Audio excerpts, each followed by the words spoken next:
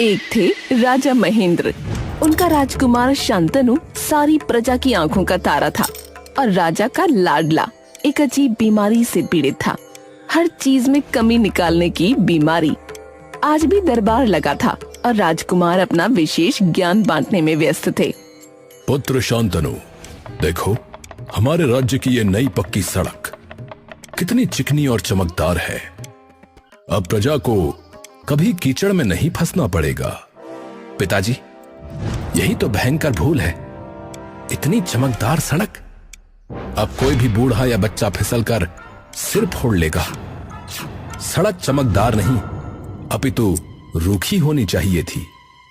राजा महेंद्र का चेहरा उतर गया। एक मंत्री ने स्थिति संभालनी चाहिए। राजकुमार, अब हमारी नई राशन व्यवस्था की प्रशंसा तो अवश्य करेंगे। हर घर तक आसानी से अनाज पहुंच रहा है। बस यही तो सबसे बड़ा अभिशाप है। अरे अब क्या दिक्कत है? पिताश्री, जनता को यदि इतनी आसानी से राशन मिलने लगेगा तो वो आलसी हो जाएगी, मेहनत करना भूल जाएगी। थोड़ा संघर्ष तो आवश्यक है। लोग 10 दुकानें घूमकर एक सिक्के में एक दाना खरीदें, तभी वे अन्न का मूल्य समझेंगे। अरे जब ये हिसाब था तो तू कहता था कि लोगों को बहुत कष्ट होता है, और अब ये बात कह रहा है? हाँ, अवश्य कहता था, परंतु कुछ बीच का रास्ता निकालिए। दरबार में सन्नाटा छा गया। राजा महेंद्र का सिर चकराने लगा। तभी बगीचे का माली एक सुंदर गुलाब का गुच्छा लेकर आया। महाराज प्रणाम। देखिए, बगीचे में नई किस्म का गुलाब खिला है महाराज। कितना सुगंधित है। वाह, हमारा बागान कितना अच्छा है ना राजकुमार? इसकी गंध बहुत तेज है। इससे लोगों को छींकें आने लगेंगी। और रंग, लाल इतना गहरा रंग है कि देखने वालों की आंखें खराब हो सकती हैं। एक फीका हल्के गुलाबी रंग का बहुत हल्की गंध वाला फूल ही आदर्श होता है। राजा महेंद्र का पारा चढ़ने लगा और तभी राजकुमार का दोस्त ध्रुव उसे बुला ले गया। आओ राजकुमार, बाहर चलते हैं, कुछ बताना है आपको। हाँ, आ रहा हूँ, चलो।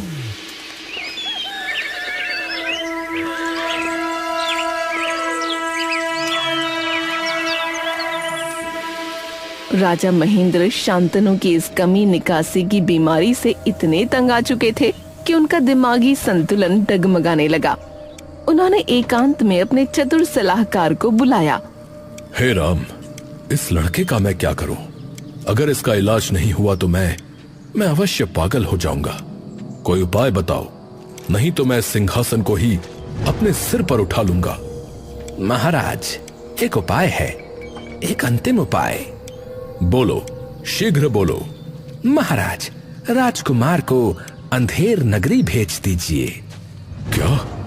उस भूतहा उल्टी पुल्टी नगरी में? वहां तो पागलपन के सिवा कुछ नहीं है। जी महाराज, वहां कुछ दिन रहने से ही दुनिया का असली चेहरा पता चल जाएगा। जहां सब कुछ उल्टा पुल्टा चलता है, वहां उनकी कमी निकालने की आदत स्वयं ही अपनी कमी निकाल लेगी। उन्हें पता चलेगा कि अपना राज्य कितना बेहतर है। हाँ, अति उत्तम, परंतु उन्हें भेजे कैसे?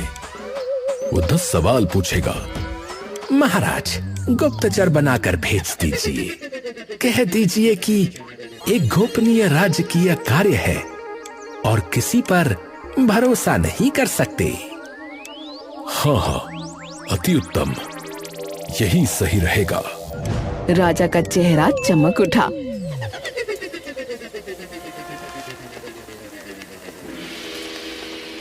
उसी शाम शांतनु को बुलाया गया। पुत्र, एक अति गोपनीय कार्य है। अंधेर नगरी के राजा के विषय में जासूसी करनी है। मैं ये कार्य किसी और पर नहीं सौंप सकता। जासूसी? परंतु ऐसा क्या हो गया? सुनने में आया है पुत्र कि वो सन की व्यक्ति हम पर आक्रमण करने का विचार कर रहा है। ओह, ऐसा है तो पिताश्री आप चिंता न करें। मैं गुप्तचर बनकर उस चौपट राजा का राज उजागर कर दूंगा। परंतु मैं अकेला कैसे? डरो मत पुत्र, तुम्हारे साथ तुम्हारा विश्वास पात्र ध्रुव भी जाएगा। तुम दोनों सौदागर का भेष बनाना। हाँ ठीक है, तो मैं तैयार हूं।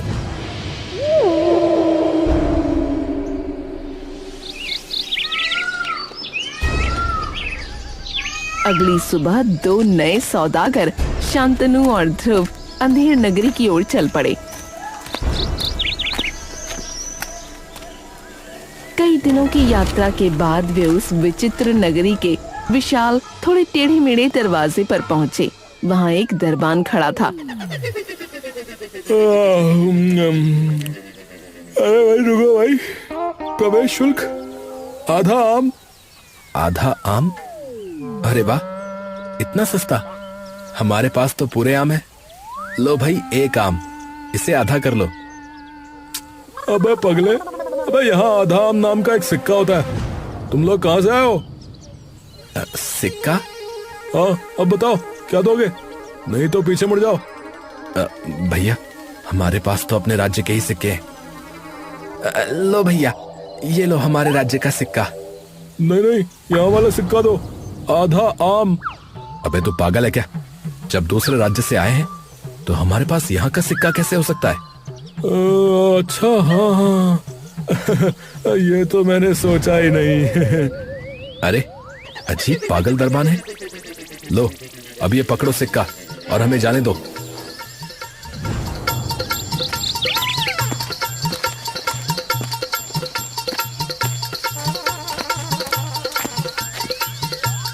दोनों ने राहत की सांस ली, लेकिन ये तो सिर्फ शुरुआत थी। अंदर पहुंचकर उन्होंने देखा कि पूरी नगरी सो रही थी। दुकानें बंद, सड़कें सुनसान। भैया, भूख से पेट में चूहे दौड़ रहे हैं, पर यहाँ तो सब सो रहे हैं। अरे क्या अजीब व्यवस्था है, इतनी देर से सब सोए। अरे वो देखो, एक दुकान खुली हुई है। वो एक ढाबे में घुसे जहाँ मालिक रोटियां बेल रहा था। भैया, यहाँ सब बंद क्यों है दिन दहाड़े? अरे दिन दहाड़े नहीं, रात रवाले। यहाँ यही रात है और अंधेरे में सुबह होती है। अरे ये कैसी जगह है? अच्छा, तो तुम क्यों खोले बैठे हो? अरे मैं आपातकालीन ढाबे वाला हूँ भाई, तुम जैसे मुसाफिरों के लिए। बकवास बंद करो, कुछ खाने को दो, पराठे बना दो। अरे वाह वाह, पराठे। बिल्कुल, आज रात के लिए ताजा ताजा पराठे बने। अब बैठो, खिलाता हूँ। भैया, ये तो कह रहा है कि रात के लिए, लेकिन अभी तो दिन है। अरे यहाँ उल्टा है, उसने बताया ना, जैसा यहाँ का रिवाज है वैसे ही चलो। अच्छा चलो, अभी पहले खाते हैं।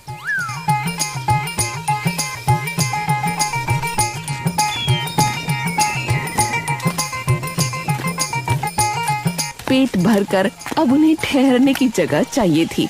एक धर्मशाला मिली, जहाँ जब वो लेटने लगे तो वहाँ का मालिक चिल्लाया, ओए, लेटना नहीं, मुसाफिरों का लेटना मना है। बैठकर यहाँ खड़ा होगा सोना, वरना। बैठकर? क्यों? क्योंकि हमारे राजा चुन्नूलाल का कहना है, लेटोगे तो सपने देखोगे, सपने देखोगे तो सुख की कल्पना करोगे, और सुख की कल्पना करोगे तो दुखी हो जाओगे। इसीलिए बैठकर सो, ताकि गर्दन अकड़ जाए और दुख का एहसास बना रहे। हे भगवान, इस चुन्नूलाल की तो। शांत हो जाओ ध्रुव, चलो बैठते हैं। बेचारे दोनों सीधे होकर दीवार के सहारे बैठे और गर्दन अकड़ाकर किसी तरह नींद के झोंके झेलते रहे।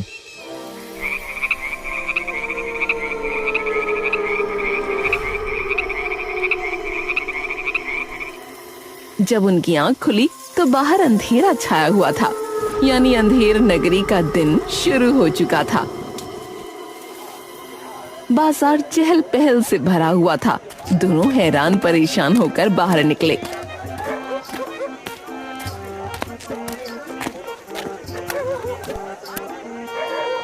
ये क्या राजकुमार, अब रात हो गई और ये लोग जाग गए? बड़े अतरंगी लोग हैं। हाँ यार, यहाँ दिन रात उल्टे हैं और लोगों के दिमाग भी। चलो घूमते हैं। तभी उनकी नजर एक बड़े से सामने आए फरमान पर पड़ी। उस पर लिखा था, आज का अनिवार्य रंग गुलाबी। पूरी नगरी में हर कोई गुलाबी कपड़े पहने हुए था, लेकिन शांतनु ने तो अपना पुराना नीला अंगरखा ही पहना था।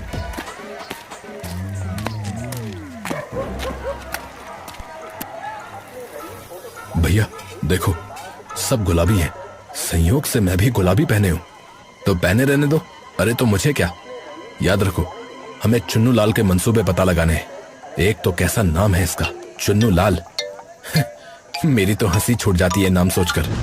अरे इसने राजाज्ञा का उल्लंघन किया है, पकड़ो इसे।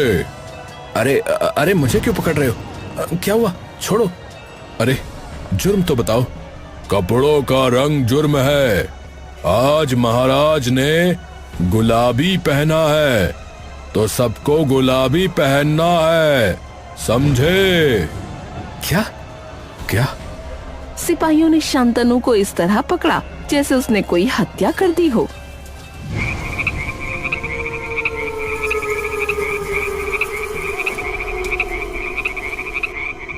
राजा चुन्नू लाल के दरबार में ले जाया गया, जो एक विशाल हरा गुलाबी कमरा था। सिंहासन पर बैठे राजा चुन्नू लाल, उनकी शक्ल ही मजाकिया थी। एक आंख बंद, एक खुली, मूंछें ऐसी कि हवा का झोंका आया नहीं कि फड़फड़ाने लगे। महाराज, इस दुष्ट ने आज के अनिवार्य गुलाबी रंग का उल्लंघन किया है। इसने नीला पहनने का दुस्साहस किया है। क्या? नीला? अरे आज मुझे नीले से नफरत है। मैंने आज आसमान नहीं देखा कि नीला न दिखे, और इसने पहन लिया और तुम इसे मेरे सामने ले आए। तुम दोनों को सजा मिलेगी। अरे महाराज, हमारी क्या गलती? महाराज क्षमा करें, हमारी आंखें बहुत कमजोर हैं। हमें ये नीला नहीं, हल्का गुलाबी नजर आया। ये मेरी नहीं, मेरी आंखों की गलती है। अच्छा, तुम्हारी आंखें कमजोर हैं? तो कोई बात नहीं, पर अपनी आंखों को सजा देना घर जाके। अच्छा ठीक। जी जी महाराज, अवश्य। चल ध्रुव, यहाँ से बाल बाल बचे हैं। शांतनु ने राहत की सांस ली और ध्रुव के साथ बाहर भागा। वे बाजार की ओर निकले।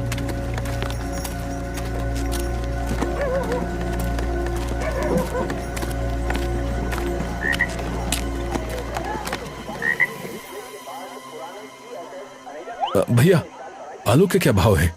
हाँ भाई, ये देखो, ये छोटा आलू, ये 1 सोने का सिक्का। कितना? 1 सोने का सिक्का। और ये बड़ा आलू 1 पैसा। उल्टा छोटा महंगा है। अरे हाँ भाई हाँ।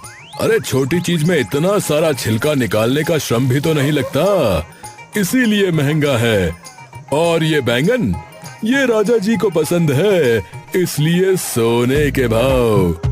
और टमाटर गोल है ना, तो गोल चीजें सस्ती, टेढ़ी मेढ़ी महंगी। अरे ये क्या बोला? तुम्हें कुछ भी समझ में आया? मेरी तो अब तक बस इतना समझ में आया है कि यहाँ सब पागल हैं। अपना राज्य सही था। सच कह रहा है। यहाँ की सड़कें देखी, जरा जरा दूर पर एक गड्ढा है। मैंने किसी से पूछा ऐसा क्यों, तो बोला था कि सब सावधानी से और धीरे चलें। मतलब हद है। चलो यहाँ से, कुछ नहीं लेंगे, ढाबे से खा लेंगे। अबे यहाँ दुकान से बिना कुछ लिए जाना मना है, लेकर जा। अरे भागो, अरे भागो। शांतनु और ध्रुव वहाँ से भाग खड़े हुए।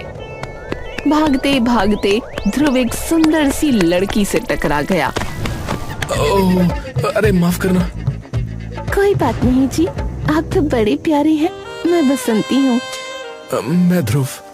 बसंती थोड़ा सा शर्माई और फिर ध्रुव को घूरते हुए अचानक उसे मारने लगी और बोली, तुम्हें देखकर मेरा दिल धड़कने लगा। अरे अरे, ये क्या? अरे मार क्यों रही हो? अरे मैंने माफी मांगी। और इसलिए मार रही हूँ क्योंकि तुम मुझे पसंद आ गए हो। अरे यहाँ का नियम है, जितना प्यार उतनी मार है। शांतनु ये सब देख रहा था। उसे कुछ समझ नहीं आ रहा था कि क्या करे। बसंती ध्रुव को पकड़कर अपने घर ले जाने लगी, वो भी घसीटते हुए। अरे छोड़ो, अरे छोड़ो उसे, वो शादीशुदा है। पहले पूछना तो चाहिए तुम्हें। अरे पहले क्यों नहीं बताया? जाओ। ध्रुव बड़ी मुश्किल से छूटकर भागा। उसके चेहरा लाल था। भैया, ऐसा भयानक प्यार कभी नहीं देखा मैंने।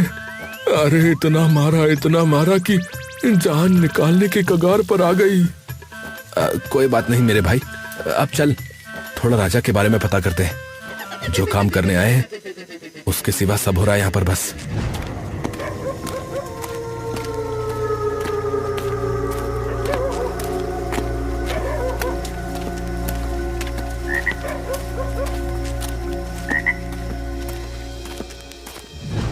उन्होंने एक चाय की दुकान पर बैठकर एक बूढ़े से पूछा, बाबा, आपके राजा कैसे हैं? अरे बेटा, हमारे राजा तो देवता है, देवता। बारिश देखी है कभी? वही करवाते हैं। सूखा वही पैदा करते हैं। भूकंप, अरे वो तो उनका पैर खुजलाने का तरीका है। पैर खुजलाने का?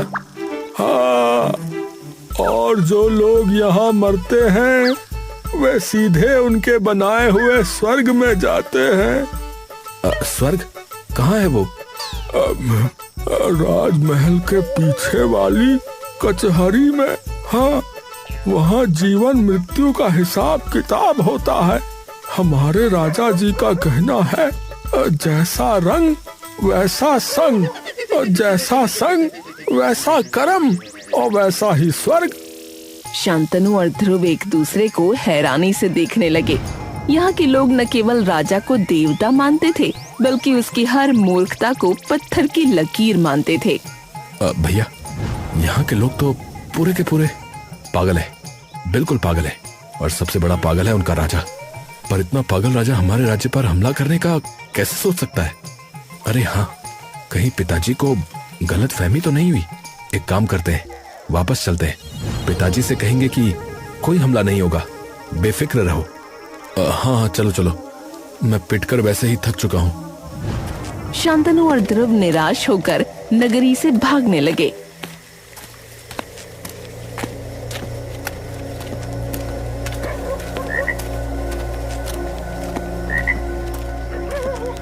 तभी रास्ते में एक फकीर आया।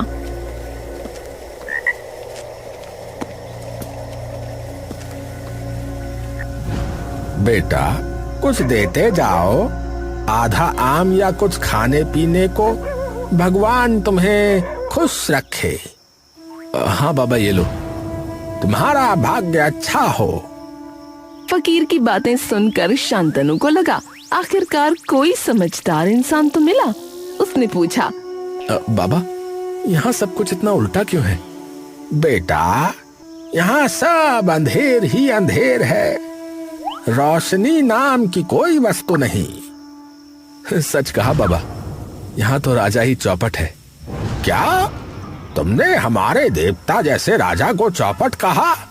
अरे पकड़ो इन दुष्टों को, राजा को गाली दे रहे हैं ये। अरे अरे, ये बुढ़ा भी पागल निकला। अरे भाग ध्रुव। फकीर पागलों की तरह चिल्लाने लगा। शोर सुनकर सिपाही आ गए और दोनों फिर से पकड़े गए। उन्हें अदालत में ले जाया गया। जहाँ सिपाही एक बड़ा सा मुर्गा लेकर आए। ये है हमारे न्यायालय का मुख्य न्यायाधीश मुर्गा महाशय। इन्होंने राजा का अपमान किया है। अब मुर्गा महाशय फैसला सुनाएंगे। मुझे चौपट बोला? मैं चौपट नहीं, मैं महा चौपट हूँ। मुर्गा महाशय फैसला सुनाओ। कुकड़ू कू। सुन लिया, मुर्गा महाशय का फैसला है। दोनों अपराधी हैं। कल सुबह इन्हें जीवन से मुक्त कर दिया जाए। अरे इतना क्या बड़ा अपराध कर दिया हमने? हमें जाने दो। चौपट का मतलब हमारे राज्य में महान होता है। जाने दो हमें। पर उनकी एक भी सुने बिना दोनों को कैद खाने में डाल दिया गया। यार शांतनु, हम हमेशा अपने राज्य की बुराइयां गिनाते रहे और यहाँ देख, यहाँ तो नियम ही नहीं, सिर्फ उल्लू बनाने के तरीके हैं। सच कहा, हमने कभी अपने राज्य की कदर ही नहीं की। नियम, व्यवस्था और अक्ल की कीमत आज पता चली। एक लड़के ने वहां एक बार पिताजी को धोखे से तीर मार दिया था। पिताश्री ने उसे भी क्षमा कर दिया था। और यहाँ, हाय राम, मैंने उन्हें कितना गलत समझा।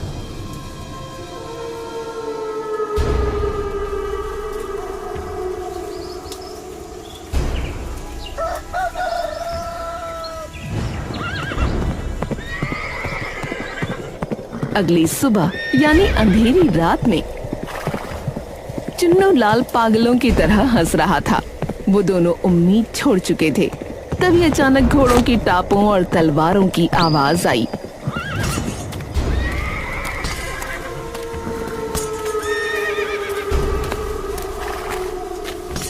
मेरे पुत्र को छोड़ दो।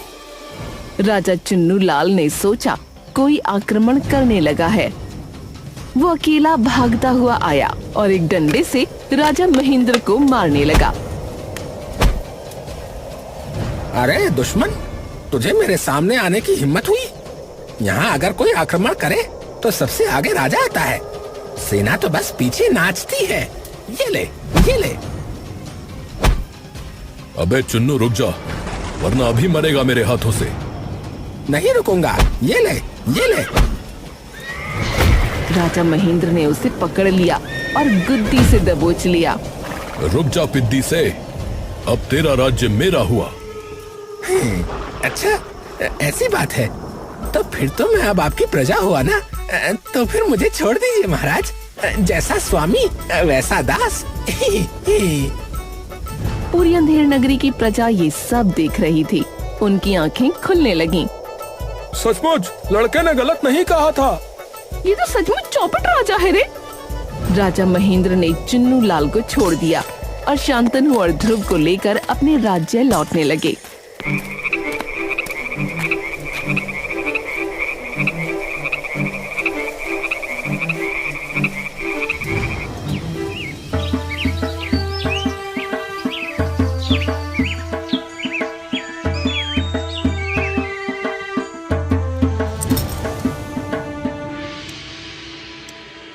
पिताश्री, आज समझ आया नियम, व्यवस्था और अक्ल की क्या कीमत होती है। अंधेर नगरी की हर अजीब व्यवस्था ने मुझे आज सिखाया। बस पुत्र, यही तो हम चाहते थे। परंतु आपको कैसे पता चला कि हम किसी मुसीबत में हैं?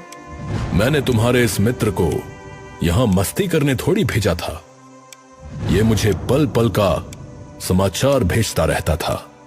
क्या तुम पिताश्री के साथ थे ध्रुव? मैं तुम्हारा मित्र अवश्य हूँ, परंतु तुम्हारी तरह बेवकूफ नहीं, इसलिए। आसपास सब हंसने लगे और उस दिन के बाद शांतनु एक समझदार राजकुमार बन गया।